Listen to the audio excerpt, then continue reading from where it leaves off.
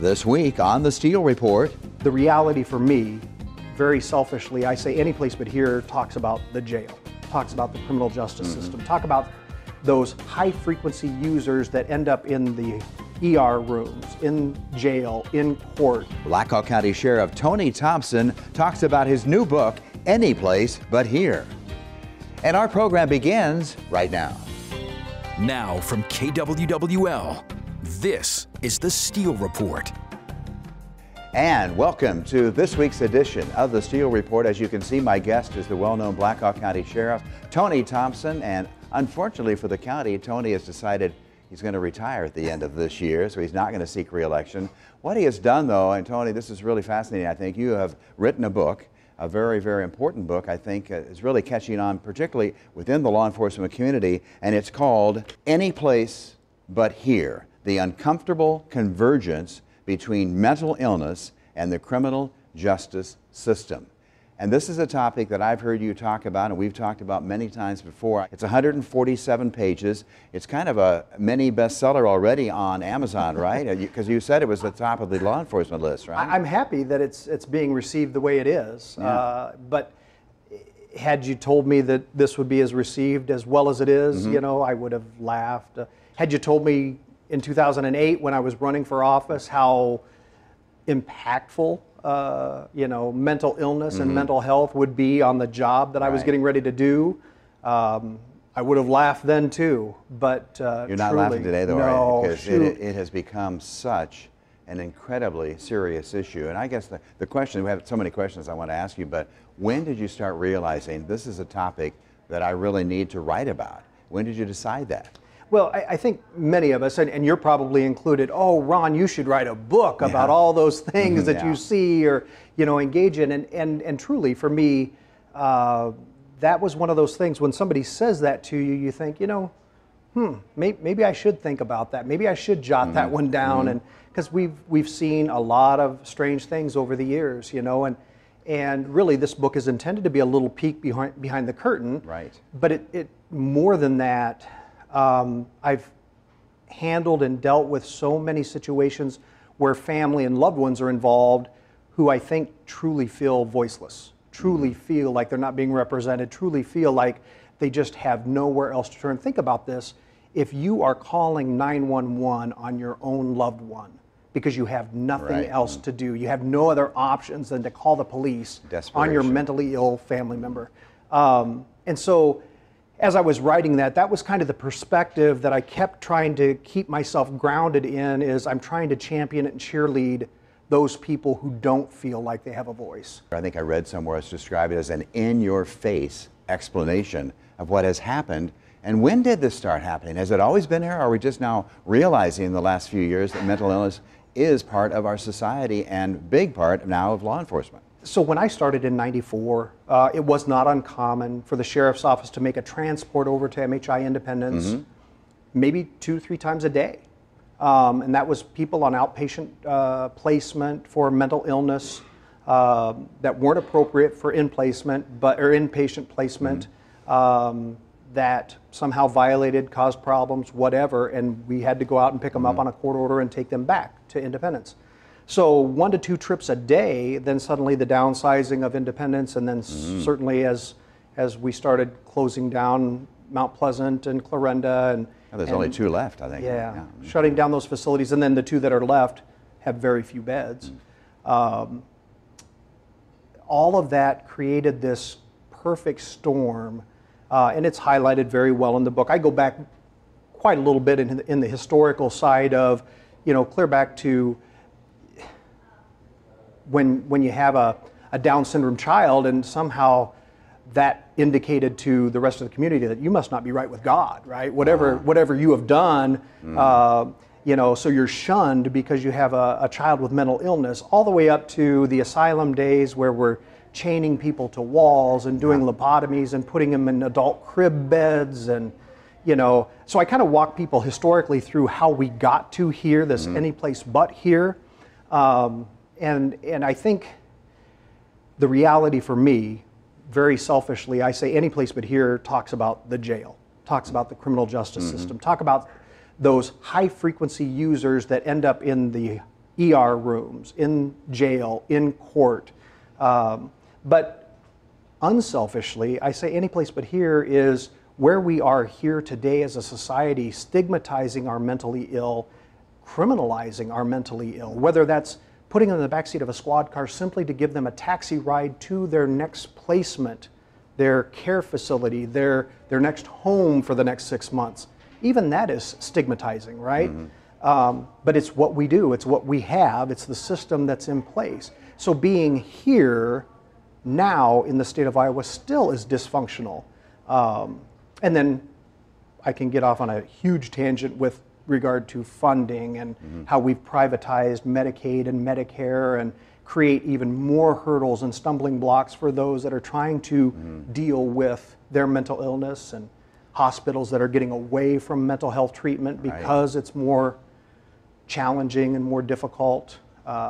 It's just, it's all of this problem and difficulty that has just wrapped itself tight into this little ball over the last 30 plus years that has kind of become very acute now today.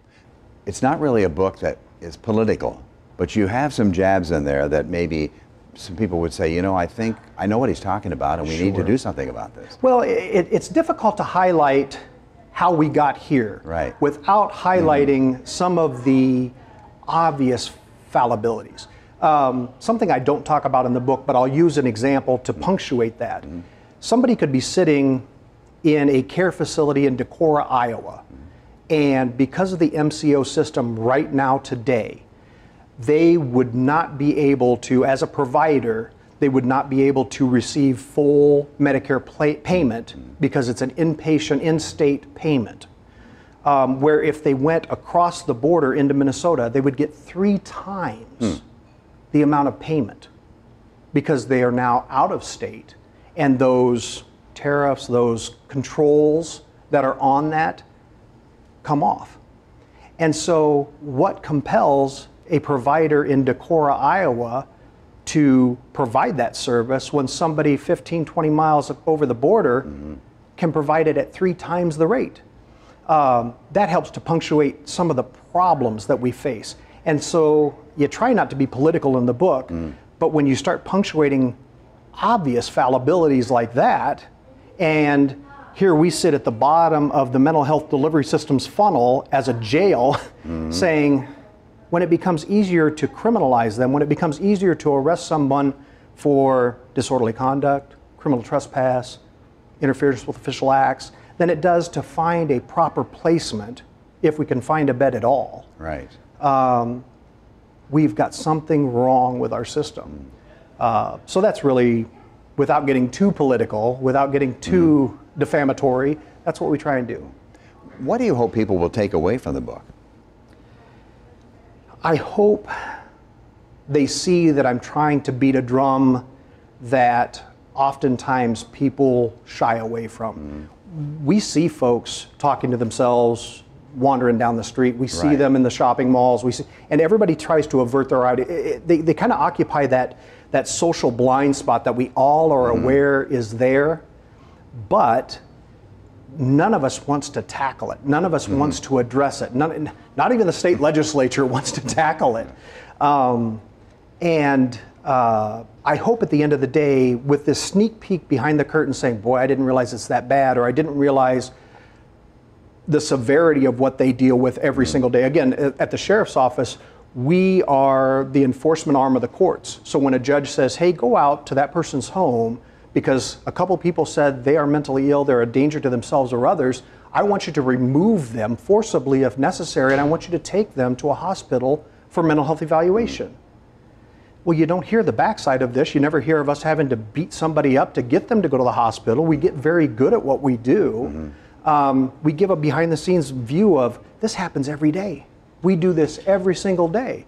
And then transport them halfway across the state because that's the only placement bed available, and then bring them back 3 days later for an evaluation. You know, this is happening to 99 county sheriffs every single day across the state of Iowa. And this isn't just Iowa that's being victimized, if that's the right word. It's happening across the nation. So I want to raise awareness, and I want to make sure that people are compelled to do something. I was talking with a state legislator not long ago, and he said, you would be surprised, Tony, if 5 constituents reached out and emailed me or called my office, what an impact that would make. And I thought, holy crap, 5? 5, yeah. Wow. Man, if I could motivate people, 5 constituents to call and say mental health is a priority to us. Governor Reynolds highlighted mental health as a priority to her, not one of her major priorities, but she talked about it. And that was motivating for me because we've seen gun bills pass in 4 weeks that I don't think most of the state even realized we wanted or needed. We've been trying for 18 years to reform mental health. And I think everybody in the state knows somebody who's mentally ill. What's the percentage of those people do you think have some sort of mental illness who are in your jail? We average about 60% of our inmate population being mentally ill. In fact, the 2 major populations right now that are rising in our jail are forcible felony, pre-convicted forcible felony arrestees, and mental illness. And they sometimes blur together. But if you've got 60% of your population that is mentally ill, we are not doing something right. Absolutely. We're going to take a short break here, talk more with Blackhawk County Sheriff Tony Thompson about his new book in just a moment. We'll be right back.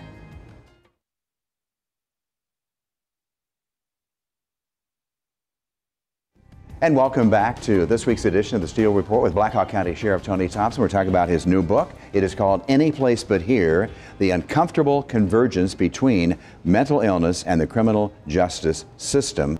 Is there a way to prevent school shootings? I mean, are we going to go to the direction where everybody's going to be screened walking in that door? I'll be honest with you, I would have no problem with that. If that's what it takes, I got no problem with that. I have no trouble with that either. No. Like we were saying, a shotgun and a handgun, they're 2 of the most common weapons out there, right? So it's very difficult to say, well, we need to bar or ban those guns. I don't think that's the answer. But in this condition or this situation, maybe earlier detection. One of those diversionary types of efforts with a licensed social worker or a counselor or something like that, where we can detect the fact that there is a problem before something like this occurs. I know that there was a childhood task force put together, mental health childhood task force that was put together to talk about those kinds of very things, whether it's bullying or anti-violence or those kinds of situations where you can talk through. I know that the parents were just dumbfounded. Yeah, it sounded like it. And so there were no key indicators there, but maybe there were in school. So having those key components. My jail has mental health clinicians, right? I have a full-time clinician that works in our jail medical area, and I have 2 full-time licensed social workers. And we recognize the need of that kind of investment now more than ever. I don't know why we wouldn't recognize that same kind of need in schools. Exactly. Now, there were reports that he had been bullied. I'm certainly not going to make any excuse for that as an excuse, but people need to pick up on that, report it if someone's being bullied, and get that to the proper authorities and make sure that's taken care of, because obviously it had an impact in this particular case, it looks like. Yeah. My heart goes out. I've got good friends on the Dallas County Police or Sheriff's Office, and obviously the Perry Police Chief is just an honorable guy, and I think they had an 8-minute response, and around here 7 minutes, I think. Unbelievable. Yeah, that's amazing. Unbelievable. Yeah. So you can't ask for much better, but when seconds matter, we're minutes away, and so we really have to focus our efforts on more prevention efforts. You mentioned, I think in an earlier report we had you on right after the shooting, talking about these situations and about the training. And one of the big things, as you mentioned, the 7-minute response time and no wait. Like the Uvalde, they waited over an hour. Right. And this time, and this is what you're telling your officers these days, right? There is no hesitation. Not at all. If you don't have backup, you still are going in. You know that you're ready to sacrifice yourself for the betterment of the community, for the betterment of the children and the staff that are in that school. You go what we call direct a threat. So we all have kits in our cars for those kinds of situations. We throw on that kit and we go. And so it's kind of a scary situation. You know that you're going into somebody that's armed and shooting and actively engaged. And if you listen to that 911 tape and put yourself in those officers that are responding's shoes, that is a harrowing experience. And but each and every one of us signed up for that kind of situation where we know that's the worst kind of call you're going to respond to, and you pray to God that you're able to get there before somebody else dies. Yeah, it's just too bad that young man from the 6th grade, hey, just kind of in the wrong place at the wrong time, apparently there for a breakfast program, just in the wrong part of the building. When you look at a situation like that, and I assume you and your officers have talked about this, what's the most common response? So, frustration, sadness. Obviously, your heart aches for the families, Sure for the does. community. We have so many communities just like Perry, right? Small community, meatpacking plant in the community, very diverse community. It's not unlike what we see here in Black Hawk County. So what it causes us to do, number one, we wait and we anticipate a full review of the law enforcement response, of the background and the details, so we can learn from that. We just gobble that stuff up as quickly as we can get it, because it helps refine our own response, our own tactics, our own capabilities. But something that I mentioned on air was this summer we took advantage of a state program where we were able to put radios in every school in Black Hawk County, where they have this big, that was easy button, big red button that they can smash it, hold it down, and suddenly now they're broadcasting on our primary law channel. And we can look down at the radio, we can see what school is broadcasting that, and we don't even have to be dispatched. We all just start going. And I don't care if you're a Dunkerton officer responding to Cedar Falls, a LaPorte City officer responding to Waterloo, 18 law enforcement, fire, and EMS agencies are all converging without even being dispatched. And I also understand there's a way now that you can actually tap into the video systems of schools, right? Talk a little bit about that, because I think that would be very valuable, and not necessarily to scare anybody, but for law enforcement to see what's going on inside that building real time. Everything that we can do before we get on scene, every piece of intelligence that we can gather before we get there, is just a force multiplier for us, right? If we can say, okay, I know that school's layout, so we try and walk through our county schools, we try and familiarize our deputies with those county school layouts. We try to be very engaged and involved in our communities to begin with. But so when we're able to bring up a camera associated with that school and see somebody walking down a corridor that we recognize and maintain that as we're starting to kit up and head into the school, it eliminates about 75% of the school that we have to search. Wow. We can start moving and honing in right now into exactly where that person's at. We're still constantly looking for, and again, having a radio in the school, we can keep communicating on that radio. If somebody will stay there and talk to us, we can keep broadcasting that out to every responding agency. So there's huge technology advancements that we're taking advantage of every day now that we didn't have back when Columbine and some of those were happening. Yeah. So when you look ahead at your book, what are you going to do as far as, are you hoping to do some talks about this? Sure. Go into schools maybe? Go into agencies? I'll talk wherever somebody will have me. Again, in the book I talk about the sheriff's bully pulpit, and I think you'll remember this. I was standing out in the middle of 218 and Cedar Wapsie before we had an overpass there. And it was probably the 6th or 7th fatality we had up there one night, one afternoon, and I called you up on your cell phone. I said, hey, I'm getting ready to do something here, but I got to call John Miller first, who was the chairman of the Board of Supervisors. But I said, can I meet you at the station? And so I called John Miller and explained to him that I'm gonna start beating a drum. And came down and visited with you, and we recorded something real quick. Just frustration knowing that intersection has killed so many people, and we weren't even on the 5-year plan to get something resolved there. So we knew we were just going to keep responding to deaths and fatalities and horrible accidents up there. That's paid off too, hasn't it? Oh, well, at some point I hope it's the Thompson Memorial Overpass up there. But yeah, but that taught me something very early on, and that is that if a sheriff's passionate about something, they can lend that bully pulpit to a concept or to an idea that matters. And here, mental health and that convergence with criminal justice is such a pervasive and difficult, challenging situation that people, I think, normal, common people don't realize how serious that is and how daily an occurrence that really is. We are criminalizing our neighbors at an alarming pace. And once you're in the criminal justice system, it's hard enough for a normal, average person to get out. But you add in bipolar disorders, schizophrenic, it just becomes more and more difficult, more and more challenging. And once you're in that system, about guaranteed you're going to be in it for life. So we're just costing taxpayers more dollars. We are further criminalizing and further victimizing someone with mental illness for no other reason than they were born with a mental illness. Yeah, I think when you look at the book, I mean, the topic here, I mean, let me just say this. When you look at this book, I mean, the title is really says it all, Anyplace But Here.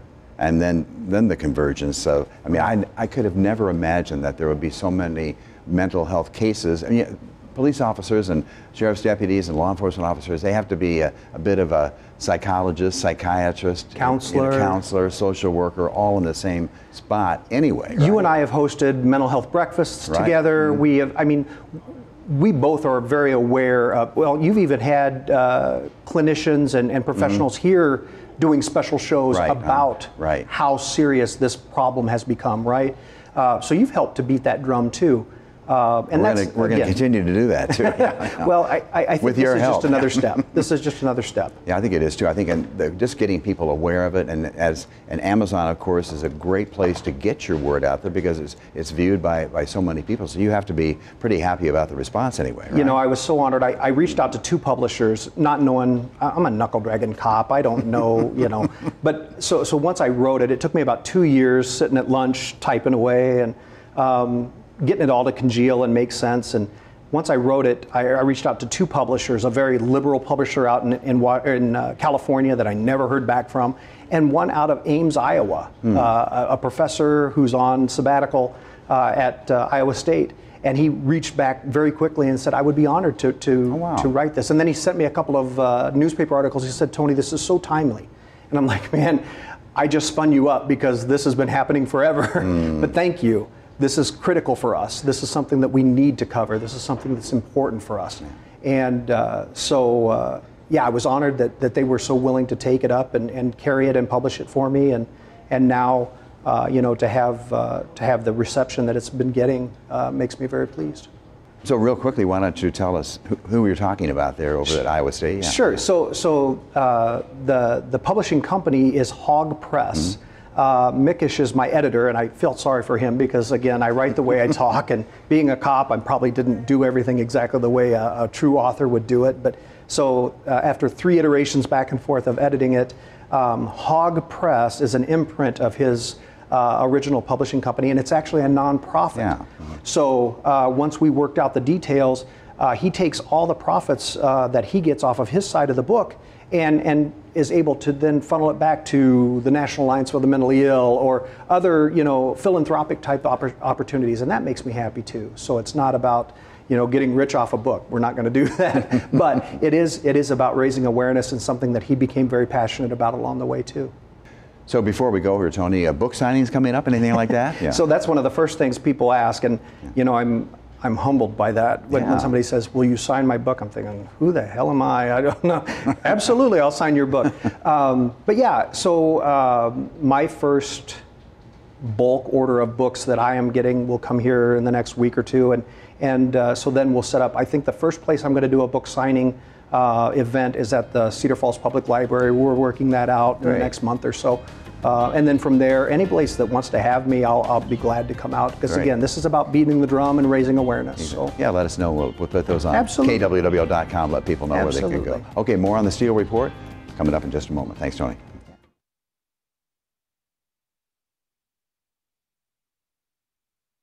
And welcome back. As we wrap up the show for this week, I want to let you know that Tony Thompson's first book signing has now been set for Saturday morning, February 10th at the Cedar Falls Public Library at 10:30. So make sure you can be there, 10:30, February 10th, Saturday morning at the Cedar Falls Public Library. That's it for this week. As always, thanks for watching.